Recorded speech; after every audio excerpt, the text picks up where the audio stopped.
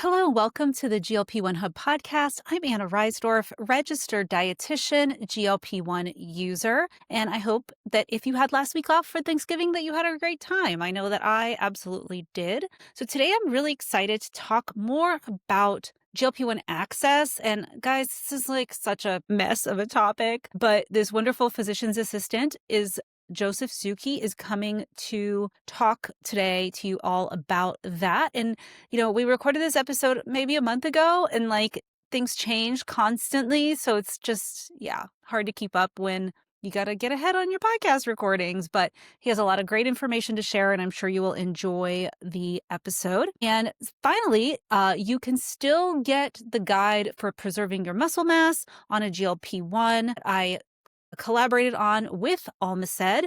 And you can get that totally for free at glp-1hub.com/muscle and learn all about why you should prioritize your muscle mass on this journey and how to keep the muscle you have and maybe gain a little bit more. And finally, as always, if you are loving this podcast, if you could leave a 5-star review, send me a screenshot of your review and I will send you one of my recipe collections for free.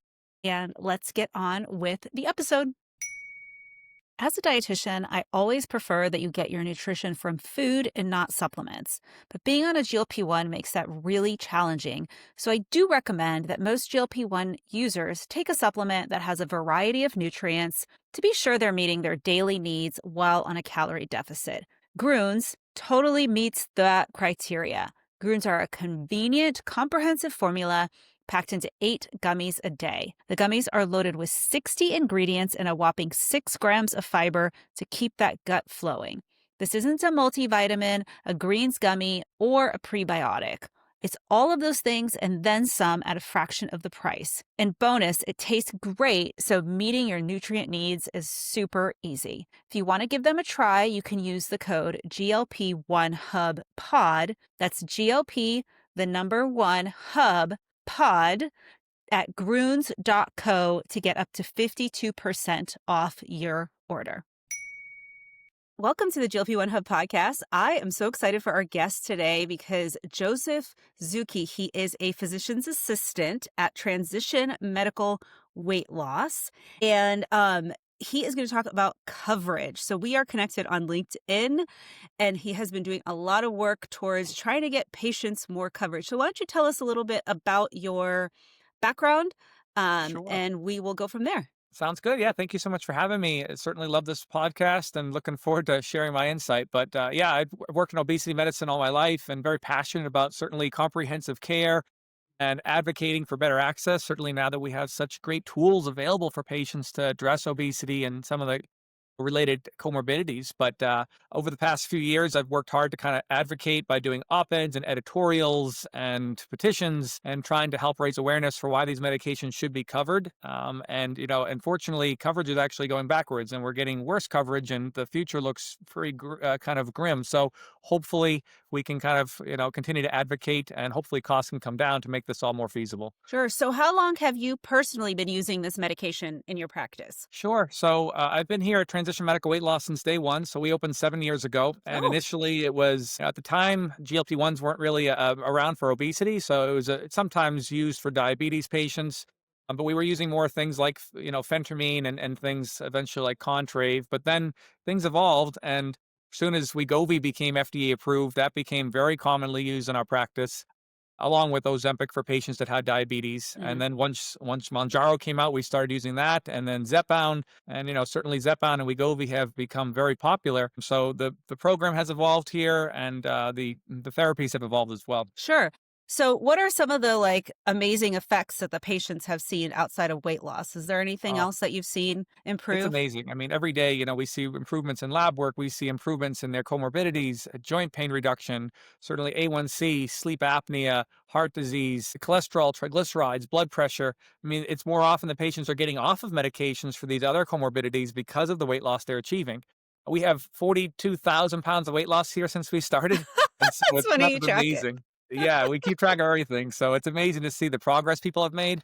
And certainly the medications have assisted in that. And it's, like we talk about, it's a tool in the toolkit. It's not in place of good habits, that it works alongside them. And so it's been great to see patients just feeling better, and not just losing weight, but sustaining weight loss. And that's why these medications need coverage for the long term. This is not a quick fix, right? They need to maintain therapy to maintain progress. Sure. So, for when you put somebody on the medication, we'll get to the coverage piece later. Is it Sure. your intention that they stay on it long term? Do you have patients who come off? Like, what? How are you? Because Sure. maintenance seems to be like something nobody knows what's going on, from what I'm Yeah, of gathering. course. I try to make it open-ended for the patient. It's always a patient-provider discussion. Nothing is set in stone. I never want somebody to feel like they're locked on this for life once they start it, although for many it likely will be a long-term therapy. But we try to talk about this as, it is something that's treating the disease of obesity, and how we try to talk about the biology of our appetite and our cravings and the body's kind of resistance to weight loss and Hmm. our, metabolic effects of long-term weight loss. And so I help patients understand why this may be necessary long-term, but we take it one step at a time, right? We titrate upwards slowly as needed to help patients lose the weight. Once they're at their goal, some stay on that dose, some titrate down and maybe maintain a low maintenance dose. And there are some that choose to come off, and we just really monitor them closely and make sure they're keeping the habits. And if they do, awesome. But if they struggle, we can always reintroduce it back on again. So I think, the worst, of course, is when coverage ends and that forces a patient to stop a medication. But for those who are doing it out of their own choice, we have a lot of flexibility and hopefully more tools in our toolkit. Sure. So when coverage ends, like let's say you've lost the weight, where are you seeing that coverage ends? Do you think the health insurance are saying, "Oh, you're now at a normal weight, you don't need this anymore"? Are they not understanding the I don't have process? much issue with that. Prior authorizations renewal, I'm always documenting their original weight and their current weight and showcasing that they've maintained or continued to show progress. So it's not really an issue of that. It's more of just their plan has unfortunately dropped coverage for obesity medications as a whole. And in those instances, they've made it a plan exclusion. And no matter what they've done or how much success they had, they're just pulling the plug on coverage. And now these patients are now having to choose between paying out of pocket or potentially using a cheaper alternative older medication like phentermine or trying without medication. So those are the tougher circumstances. Hmm. But yeah, it's for those that I do my own prior authorizations, I will fight for coverage if there is any pathway for patients to maintain therapy or to get on therapy. Prior auths are getting harder too. They're making it more complicating, but we try as hard as we can to get coverage when it's available. Sure. So what do you think the main reason is for just dropping the coverage? Is it that we don't have long-term data? Is it that they're just like, it's just too expensive, we don't really care? Like what? Yeah, I think most of it's cost. Certainly, insurances are frustrating, and sometimes they're not looking at things long term. They're looking at short term. Hey, our for the quarter we're down, and they're not looking at the next 5, 10, 15 years. This may be cost savings for patients, and there is some data showing these medications, although expensive as they are, likely are cost savings over the long run. But I think it's just the volume of patients that are now interested in these medications and that qualify for these medications is just so high that the insurances are now seeing that and saying, we just can't afford this. And so they're just dropping coverage altogether. And it's sad. You're pulling the rug out from patients that are doing well. You're potentially going to be causing weight regain for many of these patients. And you're also preventing new patients from starting a therapy that's showing so much benefit. So it's hard. As much as I despise insurances when they drop coverage, I understand that at some point, sometimes costs need to come down to make this feasible too. Sure, definitely. So you started a petition over the Caremark thing. Can you explain just like the background on that, what happened Sure. and why you decided to do that? Yeah, so over the summer, Caremark kind of made the decision to drop coverage for Zepbound. They struck a negotiation with Novo Nordisk to make Wegovy a bit more affordable, and so they removed Zepbound from the formulary. I'm certainly happy they still offer Wegovy because that's a great medication as well, and we still use that. But there were a lot of patients that were doing great on Zepbound, and all of a sudden you're forcing them to make a change to a different medication and adjust dosing and titration and side effects and tolerability for no great reason besides pricing. And so I started a petition, which now has almost 18,000 signatures, to kind of just showcase to Caremark how much this meant to patients and why we should have coverage for all options and not be forced to choose one or the other. But I certainly continue to push and hope that they may offer more coverage for Zepbound in the future. But looking back now, at least they're still offering coverage. In my neck of the woods in New England here, come in January of 2026, Blue Cross Massachusetts is dropping coverage for all obesity medications. Harvard Pilgrim and Tufts dropping coverage for all medications. Blue Cross Vermont dropping coverage. The GIC plan, which is like the government plan for Massachusetts, potentially dropping coverage. New Hampshire Medicaid dropping coverage for all patients starting in January 2026. And that's just a few. There's more. TRICARE has dropped coverage in August. this list is getting long, and it is hard for providers and for patients, especially patients, to have a few months to decide now what are we going to do come January. Mhm. And so how are you directing them? Like, it's a It's tough hard, situation because some of them can maybe afford like buying direct from, Eli Lilly or wherever because they have right? that, but Sure. it's Yeah. What are tough. the options? Yeah. Part of it's definitely, just having that conversation with each patient one at a time, right? Certainly, for a lot of these patients, this has been a life changing medication. They've, witnessed the benefits on their health, and they probably realize how much it's benefiting them, and for many, they do choose to stay on the medication. And so for that, we certainly would direct them to things like Lilly Direct for Zepbound or NovoCare for Wegovy, and you're looking at between $349 and $499 a month out of pocket at the Mhm. current prices. For a lot of patients, though, that's not feasible, and I understand that. That's $6,000 a year, and so especially for patients that were previously having this covered for $25 a month, that's a big pill to swallow. Certainly, we're continuing to advocate for better pricing, but in the meantime, for those that cannot afford to pay out of pocket, then we go back to options such as generic phentermine, sometimes Contrave. These medications range between $100 a month to $15 a month. Sometimes Qsymia. So there's still good options out there. It's not like we have no other options, but it's certainly not the same efficacy and the same metabolic and health benefits of what GLP-1s offer. And Sure. so, yeah, I hope that insurances certainly add these back on. But in the meantime, I think the pharmaceutical companies have to make their prices more feasible for both patients to pay for it and for insurances to offer it. Do you think that it's the cost is mostly pharmaceutical companies? I mean, Lilly directed it is coming straight from them, so there's no like Right. PBMs or anything involved in the pricing there, but Yeah, I think that's the tricky thing is there's so much middlemen, right? When you get a prescription at the pharmacy, there's prices between the middlemen of the PBMs, which is like Caremark or Express Scripts or Optum Rx. You have the pharmacy itself, you have the insurance plan itself, and the list price of $1,300 a month is never the actual price. That's just the list price, and then there's rebates, and so the actual price the insurance is likely paying is probably somewhere around half that. But even that's still too much with the volume that we're looking at. I mean, mm, if we go by the amount of patients that qualify for these medications by a BMI standard would be basically 70% of America, or a BMI over 30 or a BMI of 27 plus a comorbidity. I mean, it's 60 to 70% probably would qualify. And so that's why the volume is just so high, and insurance is at the current price point. It's just, this doesn't make sense. mhm, I think, I hope this encourages some price negotiations to continue to happen. But the worst solution is just pulling coverage, right? I mean, if this was another disease state, diabetes or heart disease or blood pressure, if we just pulled coverage for a complete class of medications, that would be considered inhumane, right? That'd be crazy.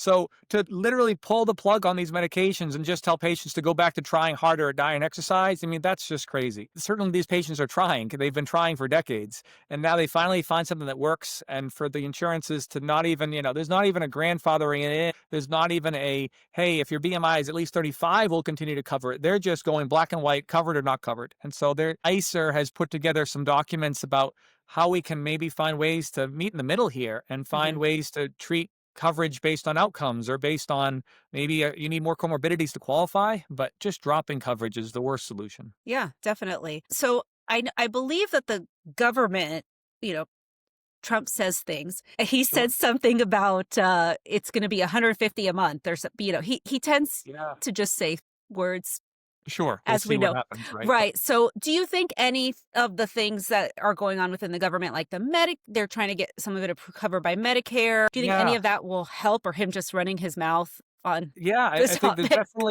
definitely, something's got to change. And so hopefully as Dr. Fitch said, it's going to take a hero, and something needs to change to really change this dynamic here. So I think on one hand, if he can somehow negotiate, because I know the government is trying to do pricing kind of based on most favored nation pricing. If we can get the cost of GLP-1s down in America to be more like they're costing in Europe, then great.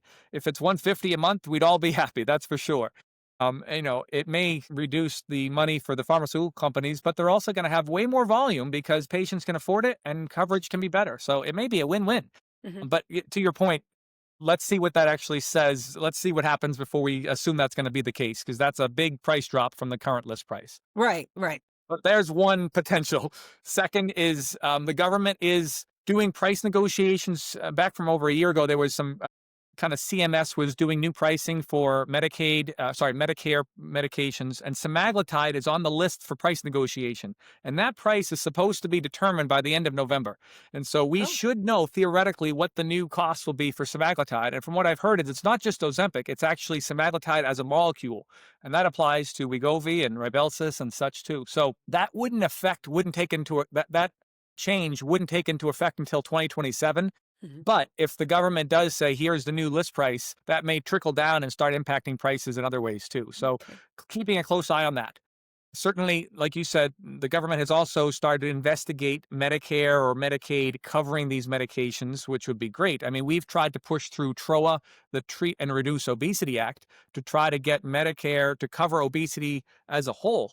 And hopefully that can happen at some point too, because the fact that Medicare patients are not able to get these medications is also a problem too. Mhm. Again, there's a lot of patients there, but coverage needs to be for those patients who would probably benefit from these medications a lot. So we have a few things happening there. And then we also have a pipeline of new medications coming soon. We That's what I was have gonna ask. orforglipron coming out next year. We have oral Wegovy coming out early next year. And so theoretically, if the oral versions of these medications can be priced more effectively, then there's another opportunity, although we don't know what their price is going to be yet.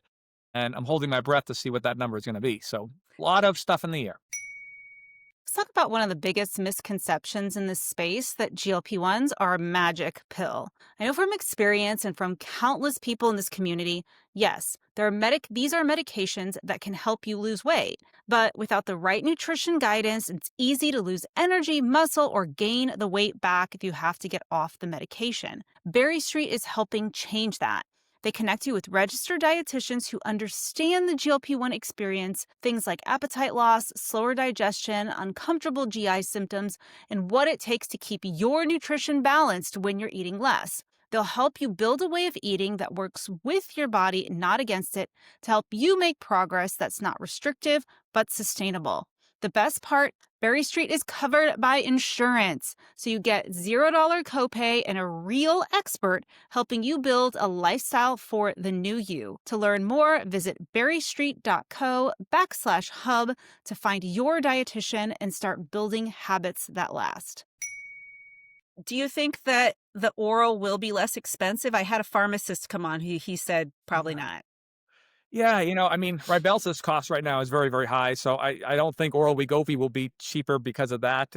Certainly, the dose for the oral Wegovy is even higher than Rybelsus, 25 milligrams versus 14. So I'm skeptical it's going to be a great price, but we'll see, unless they're really focusing on accessibility here, knowing that the landscape is changing. Or for Glipron, it's a new thing in the sense that it's a non-peptide small molecule, and that it probably requires some pretty, ingenious manufacturing to create it, but the idea of making pills is more scalable, right? You don't have to keep these things cold. You don't have to ship them cold, store them cold. They don't require fancy pens. They're probably easier to mass produce. I've heard there's already, millions of dollars worth of orforglipron in their plant somewhere. So they can make this more easily and probably ship it more easily, which hopefully can make costs more easily affordable as well. But again, we have no idea what that price will be and how that will impact things, because if they price it too low, then insurances will see, well, why should we cover Zepbound anyways, right? So you don't want to cannibalize your other medications either, but it's kind of tricky. Again, coverage has to get better, or else no one can afford these medications if they're not at a better price. Sure. And so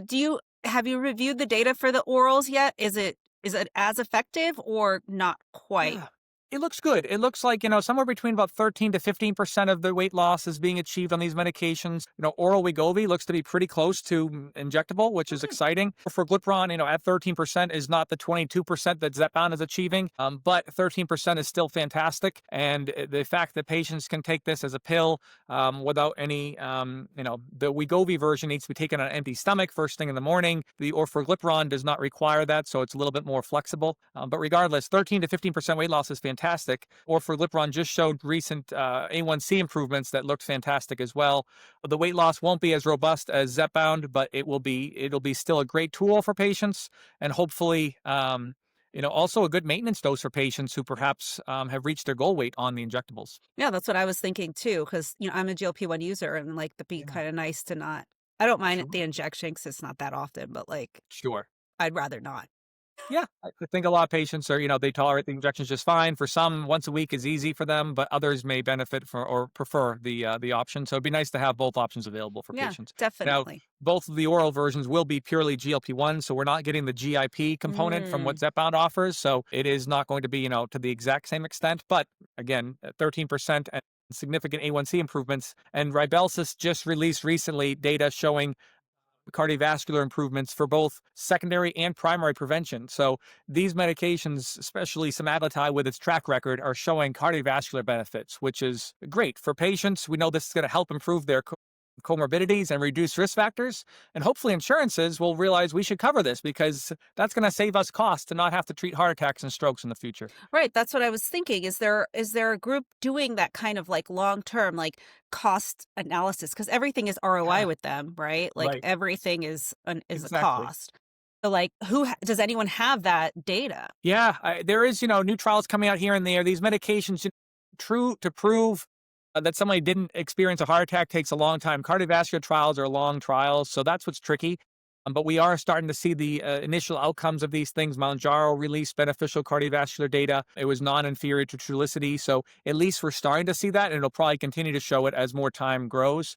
And these medications are getting approvals for new things, right? We see the cardiovascular data on Wegovy, 20% reduced risk of heart attack and stroke in patients with a history of that. The recent MASH indication for that, Mhm.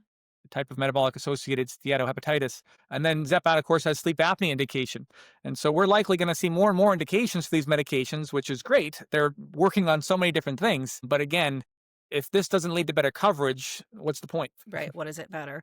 And Yeah. so for patients who can't necessarily afford it, there's a lot of shady things going on. Do you want to talk a little bit about how to know like if a place is good or legitimate or Yeah, I just caution patients to be very mindful, talk with your provider, understand this is unfortunately, obesity is a disease that should be treated as a medical condition, but because of the way marketing goes, a lot of places are trying to jump on the bandwagon of the diet culture, and they're going to sell you semaglutide and tirzepatide online and try to make it sound like this is just as good, but there's a lot of shady stuff out there. The FDA needs to lock this stuff down a little bit better, but I'm sure there are some compounding places that are legitimate, but we just don't know because they're not going through the same FDA vetting and safety that an FDA approved medication like Wegovy or Zepbound goes through.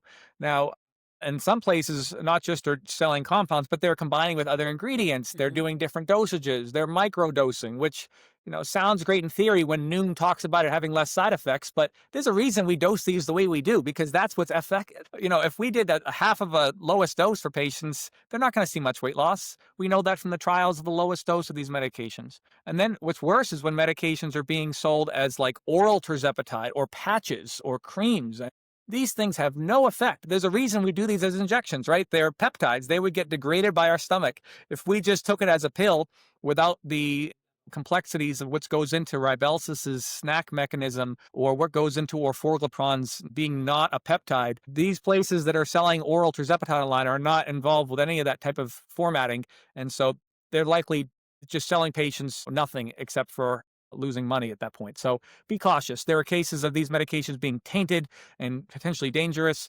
Patients are sometimes not sure of the dosing because it's not the same kind of, pre-dose pens. There's just so much potential for concern. And I understand because patients are looking for a more cost-effective way. So I understand their rationale. But at the end of the day, your health is at play here. We got to focus on what's safest for patients at the end of the day. right? No, I agree. And I just came back from our annual dietitian conference and I Yeah. saw how much this GLP-1 thing is a market. Every Sure. single brand was like, we have Yep. small cans of our protein shake now for GLP like Yes.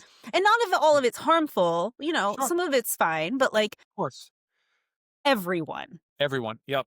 And Sure. so They're there's trying to going to be sell bad things. players. Exactly. Yep. There are some good products coming out that are supporting patients on GLP-1s from food replacements to protein to fiber and vitamins, which is great. But there's also a lot of places that are just trying to jump on the bandwagon and selling stuff to patients, which is either not even approved or safe or not going to do any benefit for them. Sure, definitely. It's just like everybody wants a piece. So, what are some like? There's a lot of fear that I see around the GLP-1 community about side effects and what's going to Yeah. happen if I go up in my dose and blah blah. Sure. What are what are some of the things you may have seen in your practice? Is there anything that you caution people Yeah. about or Well, I think, on one hand, most patients tolerate these very well. I think the news can, can sensationalize things and make it sound like everybody has Ozempic face and Ozempic this. And it's really, more often than not, patients are tolerating these well and doing well. Of course, when millions of patients are on medications, there are going to be some cases of some, different side effects happening to patients. I think in our world here, I'm lucky because we see patients pretty much weekly. And even if they've been here for a while, probably monthly. But we're keeping a very close connection with them. So we're helping them through side effects. We're helping to mitigate side effects by making sure their nutrition's in a good place and helping them by making sure they're getting enough fiber, they're drinking enough water, are they getting enough protein. When patients do the right lifestyle habits alongside the medication, they're not going to just have better outcomes, but they're going to have better tolerability. It's the patients that are, getting these on the dark web and not having anyone monitoring to them. That's where you're getting into some more issues where patients are not having anyone to guide them. And these are medications at the end of the day. They have side effect potential. But I would say the general tips that we give patients definitely is hydration is very important. Keep up with your water. Protein intake is important to certainly maintain muscle mass, keep your blood sugar stable. It's also going to help to, have more of a thermic effect. And protein is going to help patients too, just in terms of satiety and fullness as well. So it's beneficial. It doesn't need to be an exorbitant amount, but getting, a sufficient amount of protein is important and getting enough fiber. When patients are having less appetite, that's the goal of the medication, but we still want to make sure they're still fueling their body. We're not just skipping meals left and right. We're still getting in proper nutrition and fiber to keep normal bowel habits. And if you are having side effects, talk to your doctor or your provider. We can prescribe medications to help with nausea as needed. We can help patients with constipation if need be. But it is important to stay ahead of these things because there are instances where patients go unseen and these can become more severe if they're not treated. right? From what I know, most of the things are pretty manageable, but it seems like people wait or are excited about the weight loss, so like, oh, nothing else matters. And that brings up a good point too. We're very gentle with our dose escalation. Yes, we're typically increasing over time, but it's not a race to the top, right? If we're losing between half to 1% of body weight per week, that's great. And we can gradually increase. If there's ever a month where you're feeling more side effects or nausea, then let's stay at that dose. If you're seeing good progress at the current dose, then again, let's stay at that dose. But if you're plateauing or you're feeling more hunger and food noise and cravings, then sure, let's go up. But it should be very much looking at it, with the provider each month. How are you feeling? How are you tolerating this? And then we'll decide the next step up. And so I think those that either titrate up too quickly or lose weight too fast or don't get the proper nutrition alongside it, they're going to have more risk factors. And of course, sometimes the headlines get, again, sensationalized about muscle loss and things like that. But if people are exercising and getting in resistance training, especially, and enough protein, the data looks very reassuring that we're going to maintain muscle well. There was some recent studies showing benefits on muscle composition on semaglutide, and even tirzepatide's trials with Zepbound showed similar fat to muscle loss on medication as placebo group. And so it's not like people are losing, half their weight in muscle. It's going to be best if they maintain muscle through protein and exercise. I think there's just so much misinformation, and like you said, the media, Yeah. you know, clickbait is real. So Yeah. and nobody reads the actual article, right? Right. You just see the headline and you're like, The I'm gonna headlines are die. so extreme. Yeah, oh, people are getting stomach paralysis and it's never going away. And it just, there's so much more to the picture. And I think it can scare patients. We had a patient with diabetes who she heard some story of NAION, eye issue that can occur Mhm. in rare cases for patients where there could be potential for blindness in extreme scenarios. But she saw that story and stopped her Mounjaro for her diabetes. What is the leading cause of blindness? It's diabetes. Diabetes. She's no longer treating her diabetes. Her weight is going up. Her blood sugar is going up. We're now, because of that fear mongering from that news article, this person has now stopped the medication that they were tolerating beautifully, doing well with. Certainly, we can continue to monitor their health. She should see an ophthalmologist if she has any eye issues or diabetic retinopathy, but just stopping a medication because of fear, because of these headlines, is what's concerning. Well, every day I see posts like, "Oh, I have the medication in hand and I'm too scared."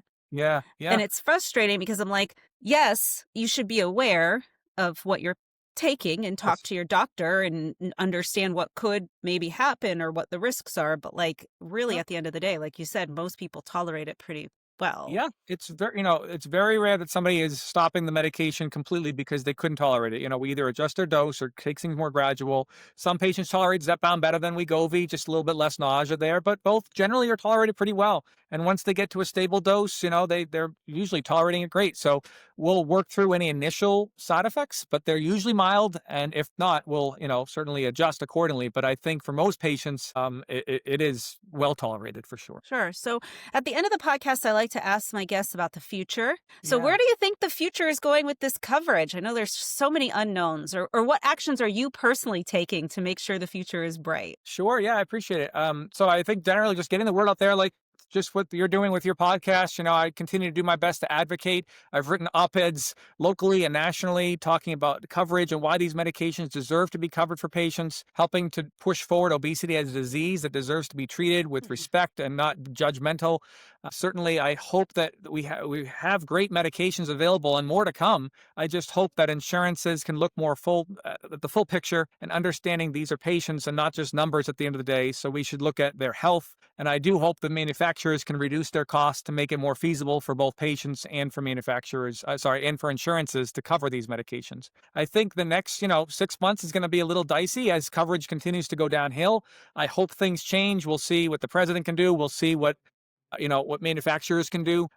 And then I'm excited for the future in terms of more medications coming out. I think we're going to get to the point where there's going to be more personalized medicine. It's not a one size fits all for everyone. We're going to have medications that work best for certain things and work better for other things. We'll have oral options. We'll have injectable options. Eventually, we'll have triple agonists like retatrutide. So we're going to have a lot of tools that can help patients achieve a substantial amount of weight loss or perhaps not as much necessary, but also improve their blood sugar. And hopefully we'll have more options. And with competition should hopefully bring down prices as well. So Mhm. I feel like at least we found this great class of incretins between GLP-1s and GIP. Glucagon and amylin peptides are coming out as well. So the future is very bright. I guess I'm looking at things from a glass half full perspective where the future looks very bright. I think in the meantime, we're going to have this little bit of a shady area of coverage issues. And that's what's painful, at least immediately for me. But I do feel optimistic that that will eventually in time get better. And with more options will come better treatments for patients. Sure, definitely. Good. Well, that's a very hopeful point of view. And I agree. I agree. I think that Great. competition is always a good thing, and hopefully Yeah. that will help. Are you still looking for more signatures on your petition, or? Sure, I always just continuing to advocate for both Caremark and really broadly across the whole globe, and especially in our nation here, just helping patients. We know that the rate of obesity is still extremely high, and whether it's climbing or leveling off slightly, still 2 out of 5 patients are struggling with obesity. And 3 out of 4 are probably struggling with overweight or obesity. If you go by some new studies looking at body composition, there are patients, even in normal BMI, that likely have an elevated level of body fat. We need to change our diet and our lifestyle and our habits. But these tools are a big part of that. That's going to help. And they're not a cop out. They're not a quick fix. They're a tool. They help enable the good habits by kind of, counteracting the intrinsic biology that makes it so challenging for patients. So I feel like we have a great tool, and I hope that more patients can, find proper care and certainly have a provider who's going to help them through this journey with or without medication, because it's not the only option, of course, Sure, but definitely. it's a great tool. Where can people find out more about you and your practice? Sure. Yeah. So you can follow me on LinkedIn, Joseph Zucchi. Our practice is Transition Medical Weight Loss. I'm in New Hampshire. I'm licensed in New Hampshire and Massachusetts, both virtual or in person with patients. We previously were a cash program, a very comprehensive program, which has a food store here as well as a Oh, dietitian. And we do all kinds of things from helping patients. We have a social worker. We have educational seminars. I create workout plans for patients. Certainly, we use medications, but we also now take insurance. So we've evolved in our own way as well. So that's our program. But I certainly hope wherever patients are, they get access to somebody who's going to help them truly look at this full picture. awesome. Thank you so much for being here. I appreciate your insights. So hopeful Thank, for all of us. thank you. Always. Yeah. So great to have me. Thank you for having me, and certainly look forward to continuing to follow your podcast. Thank you.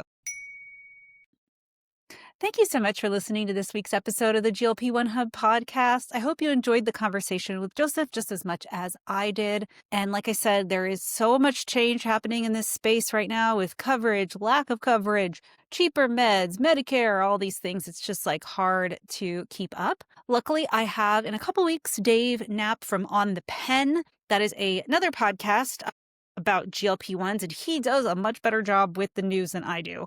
So I'm just trying to give you the education you need on your journey, but he keeps up with all of the latest stuff. I don't even know how he does it. So stay tuned for that, and I will see you in the next episode.